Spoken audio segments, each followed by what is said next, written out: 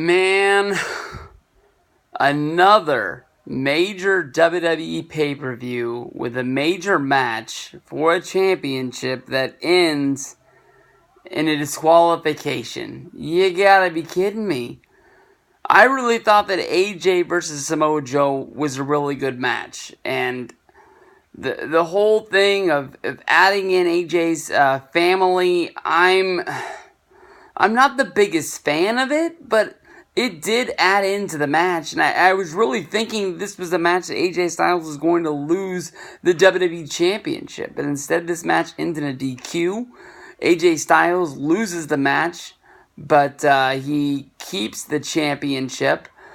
Samoa Joe's whole thing of trying to turn Wendy against AJ Styles, trying to basically say that she doesn't appreciate AJ. He wants to be a wrestler more than he wants to be a father and a husband.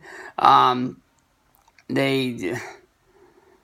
whole thing just, I don't get it, but I thought that basically it was just going to push AJ to the point where he made that mistake trying to make Samoa Joe pay, and Samoa Joe would get the win and walk out as the champion.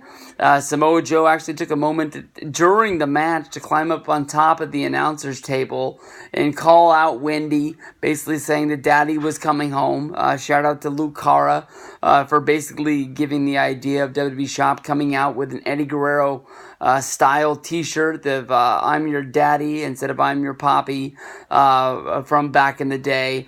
That's a license to print money right there, WWE. You need to take that idea from Luke, and you need to have that t-shirt printed up now and have Samoa Joe wearing that on SmackDown on Tuesday, because that's easily the best idea I can think of. But Joe's pissed.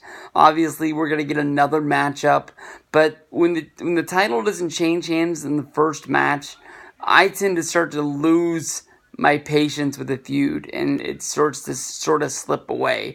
You would think that WWE would have learned from Nakamura versus Styles at WrestleMania and at the World's Greatest Royal Rumble that you can only do this so many times before we start to snooze off.